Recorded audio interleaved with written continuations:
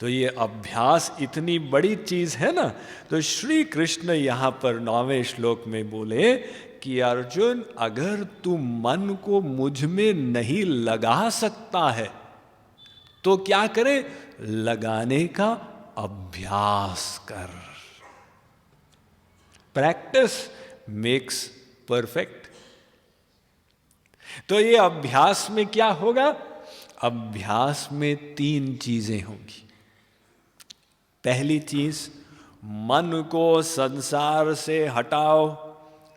ए मन, संसार तेरा नहीं है, संसार में सुख नहीं है, हटो। मन को भगवान में लगाओ। श्याम सुंदर ही तुम्हारे हैं, इधर जाओ। ये दोनों स्टेप में आपको परिश्रम करना पड़ेगा। संसार से हटाओ, परिश्रम पड़ेगा। भगवान में लगाओ, इसमें भी परिश्रम पड़ेगा। तीसरे स्टेप में परिश्रम नहीं पड़ेगा, ये ऑटोमेटिक हो जाएगा। क्या? आपका मन भगवान से हटके संसार में आ गया। पहले में तो परिश्रम पड़ा, संसार से हटाए। दूसरे में भी परिश्रम पड़ा, भगवान में लगाए। तीसरा ऑटोमेटिक हो गया, भगवान से हटके और संसार में आ गया। तो जब ऐसा होता है, साधक घबरा जाता। अरे साहब, हम तो इतना परिश्रम किए और मन हटके फिर से संसार में चला गया, ये कैसी बात है? घबराना नहीं है, उसको स्वाभाविक समझना।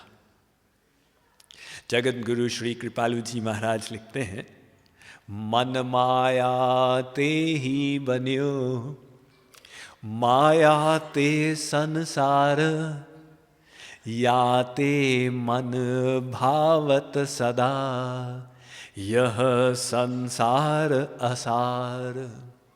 भाई देखो, ये संसार जो है ना, ये माया का बना हुआ है, और आपका मन ये भी माया का बना हुआ है। तो मन और संसार सजातीय है, इसलिए मन स्वाभाविक संसार में जाता है और संसार में आपको रस मिलता, मजा आता है। और भगवान में ले जाने में परिश्रम करना पड़ता है प्रारंभ में, और रस भी कम मिलता, इसीलिए तो नींद आ जाती है ना। स्वामी जी का प्रवचन सुनते सुनते नींद आ सकती है, पिक्चर देखते देखते नींद आती है? नहीं, उस समय नहीं आती। अच्छा, जप करते करते नींद आती है? आती है। खाना खाते हुए नींद आती है? बिल्कुल नहीं आती, आज तक कभी नहीं आई। ये देखो, वो संसार में जब लगाते हैं ना, तो मायक मन को मायक संसार में लगाते हैं, रस मिलता है, वो सज आती है। और मायक मन को दिव्य भगवान में लगाते हैं तो कम रस मिलता, इसलिए मन आलस्य युक्त हो जाता। तो अगर आपका मन भगवान से हट के संसार में गया, आश्चर्य मत करें, अपना काम कीजिए, फिर से हटाइए संसार से ये वैराग्य, लगाइए भगवान में ये अभ्यास। फिर हट के आ गया, फिर हटाइए, फिर लगाइए, फिर हट के आ गया, फिर हटाइए, फिर लगाइए। हाजी साहब, ये कैसा झगड़ा है? ऐसा आपको करना पड़ेगा। जब आप कमर कस के साधना के लिए प्रस्तुत होंगे ना, तो ये झगड़े के लिए तैयार रहना होगा। ऐसे झगड़े हम लोग तमाम किए, अब भूल गए हैं। जब हम लोग खड़े होना सीखे ना, तो पहली बार हम खड़े हुए और बैलेंस खो गए धड़ाम, लेकिन हम निराश नहीं हुए, फिर से ट्राई किए। अब की बार कुछ सेकंड और एक्स्ट्रा खड़े होके फिर धड़ाम, लेकिन हम लोग हिम्मत रख के ट्राई करते चले गए। तो जैसे हम लोग संसार में हिम्मत नहीं हारे, ईश्वरीय क्षेत्र में भी हिम्मत मत हारिए, करते रहिए परिश्रम। जितनी बार मन भगवान से हटे फिर हटाइए, फिर लगाइए।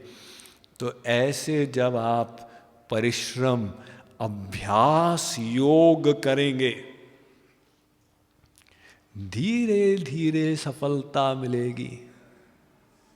एक दिन में महापुरुष नहीं बन जाएंगे कि हमारा मन 26 जनवरी को तो नहीं लगता था भगवान में,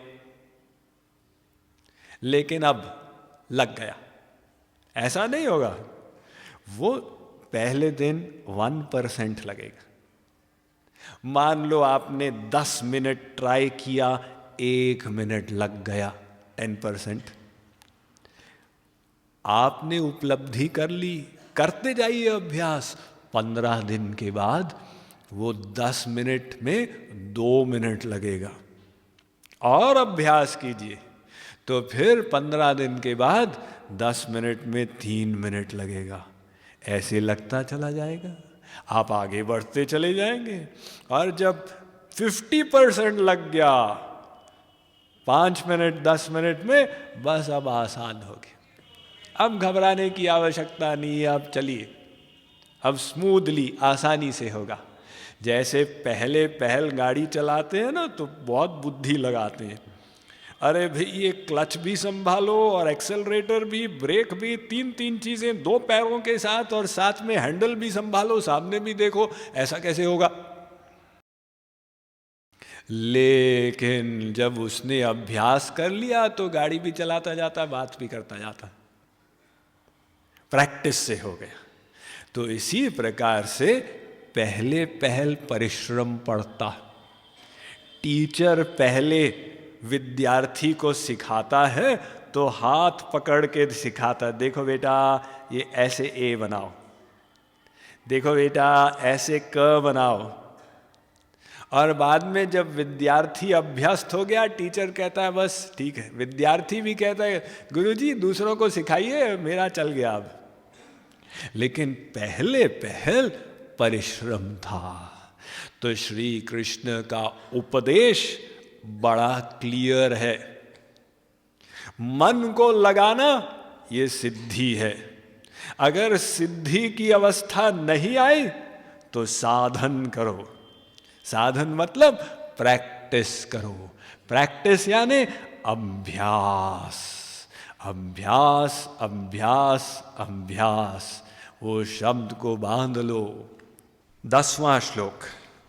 अभ्यासेप्य समर्थोसी, अभ्यासेप्य समर्थोसी, मत्कर्म परमो भव, मत्कर्म परमो भव, मदर्थमपि कर्माणि, मदर्थमपि कर्माणि, कुर्वन् सिद्धिमवाप्स्यसि, कुर्वन् सिद्धिमवाप्स्यसि। अब श्री कृष्ण और नीचे आ गए। कोई कहे भाई हमसे तो अभ्यास भी नहीं होता, अब क्या करें? अभ्यास करने के लिए भी कई चीजें जरूरी हैं, प्री रेक्विजिट्स।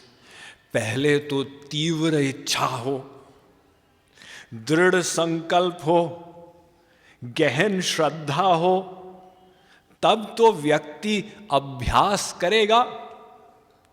वरना वो कहेगा भाई मैं क्यों अभ्यास करूं। वो अभ्यास से ही इतराएगा। हम लोग भी तो इतराते हैं। हम लोग कितना अभ्यास करते हैं। आप सब लोग जो प्रवचन सुनने आते हैं इसीलिए तो आते हैं ना, क्योंकि आपकी भागवत श्रद्धा है। ये तो क्लियर है। जिसकी भागवत श्रद्धा नहीं है वो भला सत्संग में 2 घंटे आके क्यों बैठेगा। और आपकी अधिकांश लोगों का लक्ष्य भी है भागवत प्राप्ति। आप सब भागवत प्राप्ति करना चाहते हैं, इसलिए तो आते हैं। लेकिन भागवत प्राप्ति के लिए आप अभ्यास करते हैं क्या? बहुत कम लोग करते हैं तो 10-15 मिनट कोई अगरबत्ती जला दी, दीप जला दिया, आरती कर ली, लेकिन वास्तविक सॉलिड अभ्यास ऐसे बहुत कम लोग करते। क्यों अभ्यास क्यों नहीं करते? वो कई चीजें बीच में बाधा डालती। इसमें एक को कहते हैं ईश्वर तुष्टि। ईश्वर तुष्टि ये क्या है? ऐसे सोचना, भगवान की इच्छा होगी तो मैं भी साधना कर लूंगा। अब मुझसे साधना नहीं होती तो शायद भगवान की ही इच्छा नहीं होगी।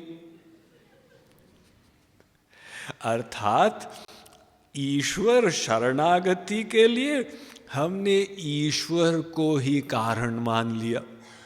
वो कृपा करेंगे तो हो जाएगा, हमारे हाथ में क्या है, बिना उसकी इच्छा के एक पत्ता भी नहीं हिलता।